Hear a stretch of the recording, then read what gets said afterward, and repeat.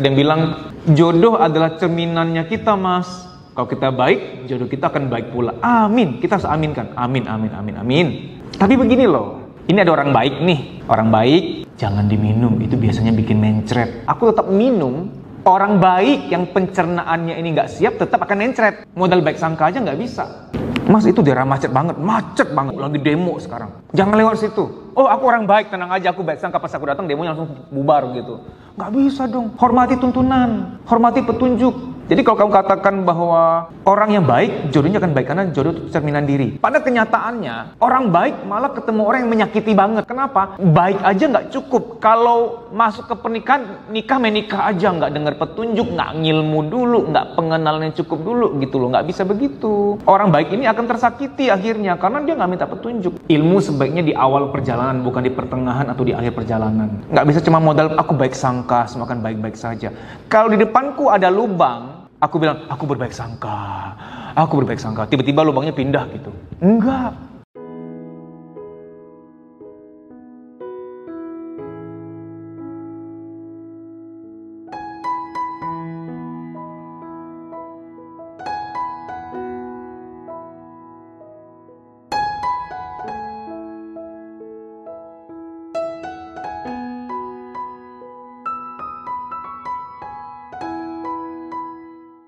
Yang pertama adalah, yang seorang wanita harus cek dari calon suamimu adalah kedewasaannya. Karena banyak istri yang konseling sama saya bahwa suaminya itu kurang dewasa, nggak mature gitu loh. Ternyata nggak bisa mengimami keluarga gitu loh, nggak bisa mengimami istrinya. Malah wanita-wanita ini komplain, ngeluh sama saya bahwa misalkan dia punya anak 2 tuh, dia bilang anakku kayak 3 loh mas gitu, kayak punya 3 anak gitu, satunya bayi gede gitu. Jadi dia menikah yang berharap diimami, berharap dipimpin, dibimbing, diayomin, malah akhirnya dia kayak jadi ibu gitu bagi suaminya. Jadi di masa-masa pengenalan kelihatan kok kedewasaan seseorang tuh. Orang dewasa tuh apa sih? Orang yang pertama nggak mudah marah gitu loh.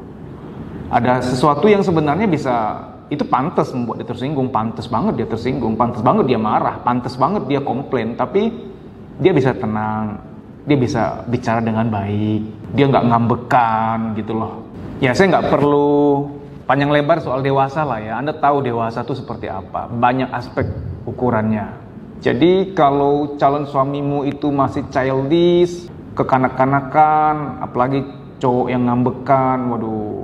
Pernikahan itu ujung-ujungnya untuk menikmati hidup, bukan untuk jadi guru TK. Apalagi kamu yang udah guru TK kerjaannya, kamu di luar kerja, di rumah juga kerja dong. Guru TK kamu abadi banget tuh. Jadi menikah itu, ya wanita kan pengen diayomin, dibimbing gitu kan. Kalau bisa malah diayahi juga oleh suaminya, diayahi gitu loh. Karena banyak wanita kan kurang figur ayah tuh. Jadi harus dapat suami yang mateng bener tuh, mateng di pohon bukan mateng karbitan. Jadi harus dewasa. Dan dewasa nggak bisa yang gue udah dewasa kok sayang, tenang aja, yang kemarin gue emang belum dewasa, kemarinnya baru minggu lalu. Mana bisa dewasa hitungan minggu gitu.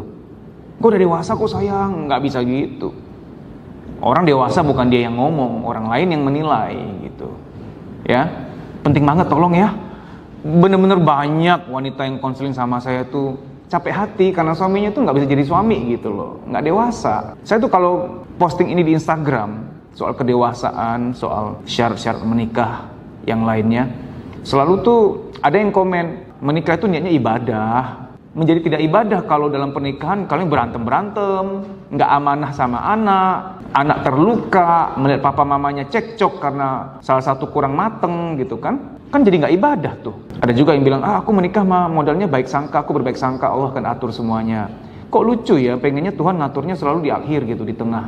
Padahal Tuhan ingin ngatur kamu tuh di awal gitu loh. Salah satu bentuk bahwa Tuhan ingin ngatur kamu dari awal, ya salah satunya nonton video ini gitu. Bayangin gini aja deh, kita pikir-pikir dasarnya aja begini. Baru bangun tidur, masih jigongan, masih belekan, apakah kamu langsung ibadah, langsung sembayang? Kan enggak. Untuk sembayang aja tuh kita harus membersihkan diri, persiapan, rapi-rapi, beres-beres. Nggak bisa langsung sembayang, nggak bisa. Nah, kalau kamu menganggap menikah itu ibadah, nah tolong ingat juga, untuk ibadah tuh perlu persiapan. Nggak bisa langsung mau ibadah, main ibadah aja, kan nggak bisa. Jadi kalau kamu menghargai pernikahan itu sesakral ibadah, maka persiapanlah, termasuk ngilmu. Termasuk kamu mau nonton video ini sampai habis, itu bagian dari persiapan, bagian dari mau ngilmu gitu loh. Oke, yang kedua, hal kedua yang wanita harus ketahui supaya pernikahannya bahagia. Jadi dia hangat nggak? Nah ini banyak saya menangani wanita-wanita yang suaminya tuh kaku, dingin gitu, kaku banget gitu, nggak pernah kasih kejutan, nggak pernah dielus-elus rambutnya, nggak pernah disayang-sayang. Ketemuan tuh kalau mau ngecas doang gitu ya, ngecas kamu tahu apalah ya, buruk kakak. Jadi istri tuh kayak hanya jadi tempat lampias aja, kalau perlu aja datang tuh. Jadi nggak yang dengerin ngobrol, dengerin istrinya curhat. Karena wanita itu kan bahasa cintanya kan banyak tuh. Ada yang wanita yang pengen dielus rambutnya, suka tuh. Ada wanita yang suka dicium keningnya, ada yang suka dielus pundaknya, ada yang suka dipeluk dari belakang. Ya macam-macam lah ya, banyak. Itu bahasa-bahasa cinta yang harus dapet gitu. Karena saya ingat banget deh, ada seorang wanita tuh dia bilang, mas suamiku tuh aduh kaku banget, nggak pernah kasih kejutan. Aku suka makan apa, nggak pernah dia kepikiran mau beliin gitu, nggak pernah gitu. Serem loh kalau gini-gini tuh. Ini rentan selingkuh. Saya bukan mendukung perselingkuhan, tidak, tapi ini rentan perselingkuhan. Kapan-kapan kalau ada japrak tuh ngasih perhatian secuil aja, terasa banget tuh, enak banget. Jadi tuh ada seorang wanita yang suaminya tuh kaku banget. Jadi ini terjadi di halte. Ini zaman-zaman belum ada Gokar, belum ada Grab. Itu kan nunggu taksi tuh, lagi hujan tuh. Dia di pinggir-pinggir sudah, karena penuh tuh halte. Ada laki-laki di samping dia, bilang, mbak munduran dikit tuh, ujung kakinya kena air, ujung kaki. Bayangin, ujung kaki kena air, tolong mundur ya mbak. Dia mundur dong si mbak ini, mundur gitu. Kisah ini dia cerita ke saya, mas tahu nggak, ada laki-laki suruh saya mundur doang supaya ujung kaki saya nggak basah. Duh enak banget mas, enak banget, sumpah enak banget, diperhatiin tuh. Padahal cuma ujung kakinya doang diperhatiin, gimana yang lain. Untung nggak minta nomor si cowok ini, kalau sampai minta nomor HP, kelar dah, tuntas dah, udah panjang urusannya. Jadi buka cabang dia. Wahai para wanita, untuk menikah itu tolong mateng ya persiapannya, pengenalan. Ini calon kamu tuh kaku banget, dingin banget gitu. Ya tolong dipertimbangkan lah, tolong. Hari gini nih nggak cuma laki-laki yang selingkuh loh, wanita banyak yang selingkuh. Cuma wanita tuh kalau selingkuh tuh nggak ketahuan, rapi mainnya. Kebanyakan wanita kalau selingkuh tuh rapi mainnya, nggak ketahuan. Karena salah satu yang mendasarinya secara neurologis, wanita itu multitasking. Tangan kanan nyapu, tangan kiri ngaduk bubur kacang hijau, kanan gendong anak, kaki ngepel, mata nonton sinetron. Multitasking, ngerti kan maksudnya? Hati-hati tuh, wanita itu, sebagian wanita tuh bisa selingkuh tanpa ketahuan suaminya. Kan rapi banget, dia multitasking soalnya. Bisa tetap kelihatan kayak masih sayang sama suami, tapi sayang sama japrak juga tuh. Nah, saya nggak pro selingkuh, tidak. Maksudnya merupakan kewajiban kita masing-masing untuk menjagai pasangan. Orang yang super setia itu tidak ada. Ya, tugas kita menjagai pasangan. Hal berikutnya, dia itu anak mami nggak? Nah ini, nggak ada istri yang betah kalau ternyata mertualah yang jadi kepala rumah tangga. Jadi kamu cek deh, kelihatan kok anak mami atau enggak ya. Kalau pria sudah dewasa kan nggak didikte oleh mami papinya lagi. Mengenai pria anak mami, itu saya nggak jelaskan mendalam. Ya Anda bisa olah sendirilah. Coba bayangkan saja, kamu udah menikah ternyata mamanya yang ngatur-ngatur. Nggak enak. Saya udah pernah cerita gara-gara beli sayur doang tuh, beli sayur contoh ya. Ini menantu nih beli sayur organik yang non pestisida. Kan agak mahal tuh ya kan. Pulang dong dari pasar, mama mertua kan di ruang tamu tuh. Oh beli sayur ya, berapa semuanya? Ini ada bayam, ada apa tuh, sawi apalah gitu, kangkung gitu. Berapa semuanya? 60.000 mama. Hah? Sayur doang 60.000? Buset deh, mama kok di kampung 60.000 segepok-gepok banyak. Gak usah boros gitu, emang kamu pikir nyari uang, suami kamu nyari uang gampang? Oh gitu, bener, ini kisah nyata. Harusnya mertua tuh gak boleh ikut campur begini loh. Nah, si istri curhat sama suami, sayang aku tuh beli yang non pestisida tuh bukan mau sok kaya atau apa, kan untuk anak kita, untuk bikinin sop, bikinin apa gitu supaya anak kita tuh sehat. Maunya yang non pestisida aja, kalau aku mau makan apa aja boleh gitu. Nah ini kan dia curhatin ke suami, ya kan?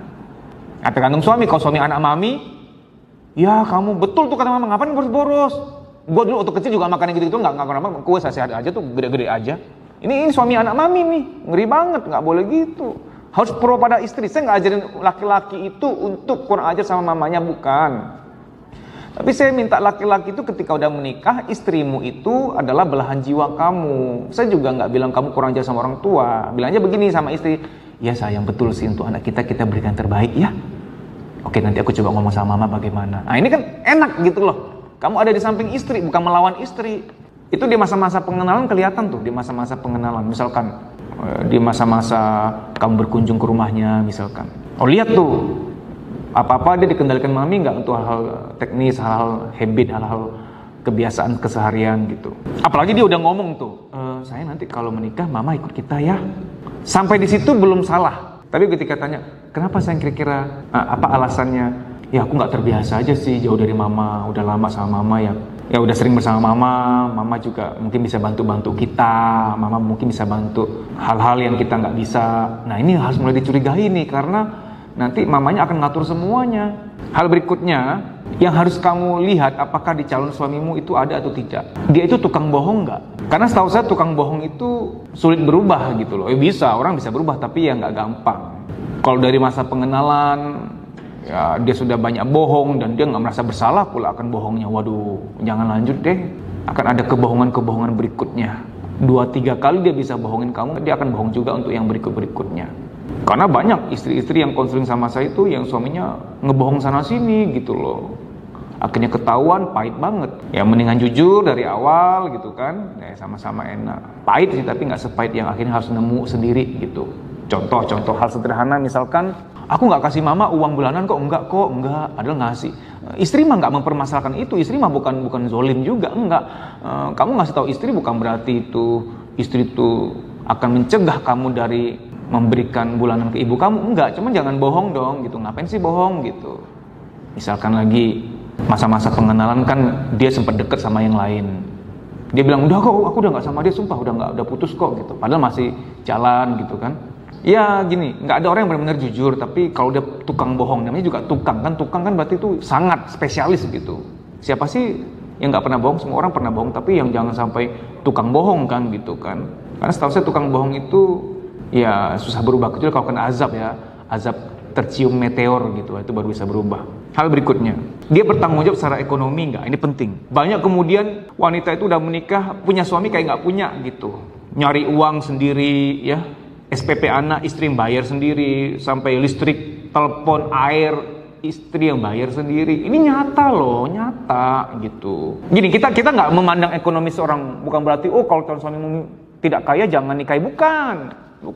Kita tidak memandang harta seseorang, tapi komitmen dia untuk berjuang. Ada tuh orang yang ya dia bukan orang kaya, tapi dia mau berjuang, banting tulang, dia berkenan berjuang. Wah itu mantep tuh. Tapi kebalikannya ada laki-laki yang main game aja gitu. Hobi main game nggak salah, tapi ketika hobi itu menaklukkan kamu, sehingga mandi pun lupa, makan pun lupa gitu loh. Sampai tengah malam, sampai subuh. Wah itu pertimbangkan ya, gamer yang parah itu kamu jangan nikahi ya, beneran. Wanita yang konseling, mas gue dicuekin mas, dianggurin, anak juga dianggurin, main game aja terus.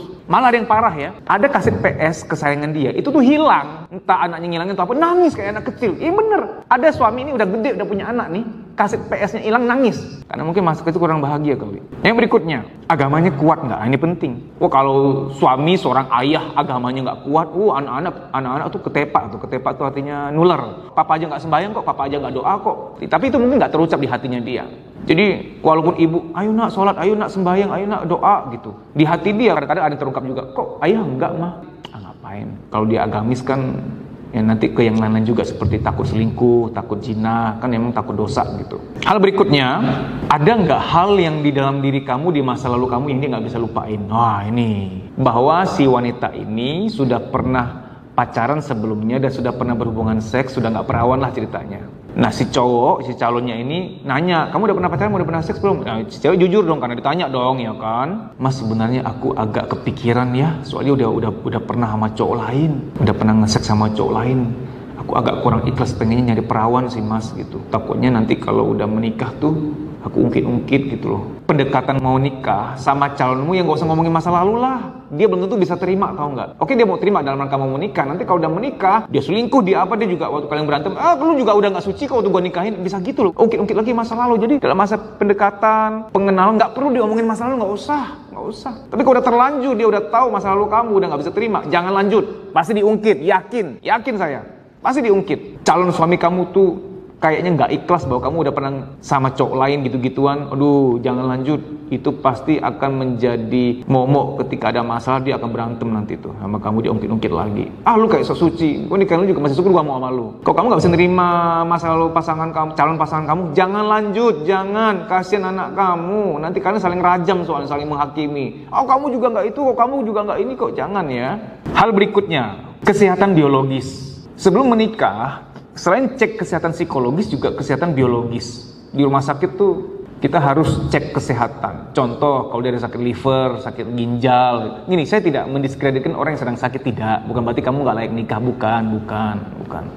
Tapi memang kesehatan tuh perlu, ya. Masuk ke pernikahan kan akan jangka panjang nih, akan amanah sama anak nih, gitu loh. Ya berobat dulu, sembuhin dulu gitu. Karena ada penyakit-penyakit yang memang menular, nanti kena ke istri gitu. Saya pernah baca artikel ya, di sebuah kota, saya nggak mau sebut nama sebuah kota, di mana kota apa, itu ibu-ibu rumah tangga banyak mengalami HIV/AIDS. Saya yakin bukan ibu-ibu itu yang zina atau selingkuh, enggak, tapi penyakit yang dapat dari suami. Mungkin ya ada laki-laki yang di masa lajangnya belum menikah udah tanda petik jajan sana sini, udah bawa penyakit tuh, menikah kena ke istri, aduh serem banget deh. Jadi minta tolong cek kesehatan lengkap, termasuk cek HIV/AIDS sebelum menikah. Yang gini-gini kamu harus lakukan. Jangan sampai ada yang komen nanti di video YouTube ini mengatakan, ah mas terlalu berburuk sangka. Bukan begitu, bukan buruk sangka, bukan. Ini kan persiapan gitu dalam untuk masuk ke pernikahan. Kita kalau beli HP aja nih pasti ngecek-ngecek betul fiturnya apa, gimana ya nanti ya, nanya-nanya orang bagusan mana. Itu aja kita hati-hati gitu. Beli pakaian juga sampai ada fitting roomnya, aduh cocok nggak ya, nanti kalau udah beli nggak pakai sayang gitu. Kalau untuk beli pakaian aja kamu sampai segitunya dites sana sini gitu ya. Masa iya untuk pasangan, aku berbaik sangka lah, enggak lah dia sehat, nggak boleh gitu, jangan.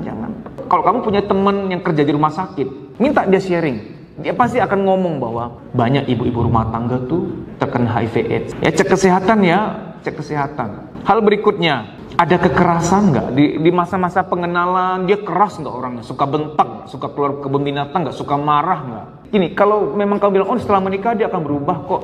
Banyak wanita terlalu percaya bahwa pernikahan itu menyembuhkan. Banyak wanita percaya bahwa marriage is a medicine. Pernikahan tuh bukan obat, tahu nggak? Malah pernikahan tuh membuka segamblang-gamblangnya aslinya dia. Wih, keluar aslinya. Kalau sekarang kan mau dapetin kamu jaim kan, masa-masa promosi nih, masa-masa diskon.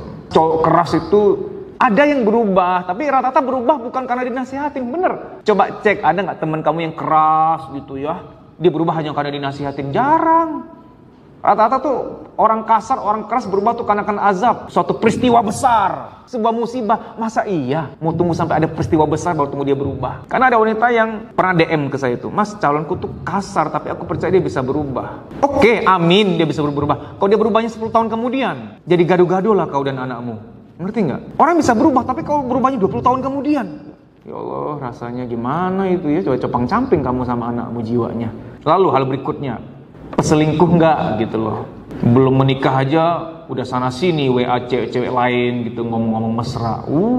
Gini loh, saya pernah bikin video yang 2 penyebab selingkuh. Pertama, orang selingkuh karena selingkuh hati. Yang kedua, orang selingkuh libido. Selingkuh libido itu susah sembuh beneran, itu hormon soalnya. Ya bisa sembuh tapi dengan cara tertentu yang saya jelaskan di video itu. Maksudnya gini, belum menikah aja udah selingkuh kok. Tolong dipertimbangkan ya. Lalu kemudian masalah emosi. Kemudian nggak, mut-mutan nggak orangnya gitu. Kadang baik, kadang tiba-tiba, aduh ini kok tiba-tiba marah-marah, ada apa ini gitu loh. Gini, marah sendiri wajar, tapi marah yang ada alasan nih bahwa lagi ada pemicu, misalkan dia dizolimi orang, difitnah orang, dia marah wajar. Tapi ada gangguan mood yang terjadi karena nggak ada angin, nggak ada api gitu ya. Marah, kita bingung, aduh kenapa marah nih, kenapa nih? Itu gangguan mood namanya, nggak ada alasan yang jelas, dia sendiri pun nggak tahu kenapa gue marah ya. Orang yang punya gangguan mood itu diharapkan bebersih hati dulu sebelum menikah. Aku percaya dia akan berubah mas. Gini loh, kamu nanti hamil 1 minggu, 1 bulan pun janinmu udah bisa terluka. Kebayang nggak kamu dimarah-marahin sama dia, dimarah-marahin nggak jelas, nggak ada alasannya, itu janinmu ikutan terluka gitu. Ya kalau calon suami kemudian mood-moodan banget, tolong dipertimbangkan. Bisa nggak kawin-kawin gua mas gitu. Kalau semua syarat itu harus terpenuhi semuanya, bisa-bisa nggak ada yang cocok sama gua gitu. Begini, bagaimanapun kita memandang pernikahan itu adalah hal yang sakral banget, nggak bisa main-main. Karena pasangan tuh pakaian seumur hidupnya kita, nggak boleh sembarangan. Aku udah terlanjur menikah dan dulu nggak kenal Mas Dedi gitu. Gini, kalau sebelum ilmu sampai ke kamu, dan itu sudah terjadi, sebelum kamu tahu ilmunya, sebelum kamu tahu kebenarannya, sebelum kamu tahu tuntunannya, kamu sudah terlanjur menikah, itu berarti memang sudah takdir, memang dia adalah pasangan kamu, memang itu adalah jalan hidup kamu. Tapi bagi kamu yang nonton video ini yang belum menikah dan ilmu ini, tuntunan ini sudah datang ke kamu, berarti kamu mau dicegah gitu loh. Atas ketidaktahuan kita sudah masuk, nggak ada yang ngomongin kita waktu itu, tuntunan kebenaran ilmunya belum nyampe, itu memang harus terjadi. Oke? Nggak ada selai rambut jatuh pun atas izin Tuhan, itu semua atas izin Tuhan, apalagi pernikahan. Tapi kamu terang-terangan nonton video ini, persis pula calonmu tuh ternyata yang aku sebut-sebut tadi tuh, nggak boleh begini, nggak boleh begitu, ternyata dia begitu. Mohon dipertimbangkan. Semoga ilmu ini bermanfaat bagi kita semuanya. Semoga dimudahkan bahagiamu, dilancarkan semua urusanmu, dan semoga pernikahanmu bahagia, langgeng, dan banyak rezekinya. Amin. Oh ya kawan-kawan, untuk sementara jadwal training saya hanya ada di beberapa kota. Nggak seperti dulu 18 kota. Bagi kamu, teman-teman yang berada di kota yang di luar jadwal kami sekarang ini, yang merasa bahwa aku udah butuh banget deh untuk diterapi. Ada luka batin, ada sesuatu yang aneh pada diriku yang harus segera diatasi. Sementara belum ada jadwal training di kota kamu. Apa boleh buat? Saya akan adakan training privat untuk kamu. Ya. Caranya gimana? Kamu follow akun Instagram Kuliah Psikologi. Kamu DM untuk bikin appointment, nanti training pribadinya itu melalui telepon. Saya akan telepon kamu. Tentu saya telepon kamu itu setelah bikin janji, daftar dulu, dan lain sebagainya. DM akun Instagram Kuliah Psikologi. Saya mau minta tolong, siapa yang nonton sampai detik ini, mohon komen emoticon smile, senyum. Saya jadinya tahu siapa yang nonton sampai selesai. Kenapa? Saya selalu salut sama orang-orang yang suka ngilmu, suka belajar. Karena kan banyak tuh orang yang giliran video prank, settingan, nonton sampai tuntas. Tapi video ngilmu begini, di skip-skip aja gitu loh. Saya tuh sering tahu lihat kolom komentar, oh ini berarti dia yang ngasih tanda ini nonton sampai habis. Keren gitu loh. Saya lihat namanya siapa gitu. Kagum aja, kagum. Karena gini, saya kan orangnya cukup kutu ilmu ya. Kalau kita pernah dengar istilah kutu buku, ini lebih luas, kutu ilmu. Maka kalau saya tahu ada orang-orang lain yang juga kutu ilmu tuh kayak seneng aja. Sekaum nih, kaum yang dahaga akan ilmu. Demikian ya, terima kasih ya. Dimudahkan bahagiamu, dilancarkan semua urusanmu. Amin.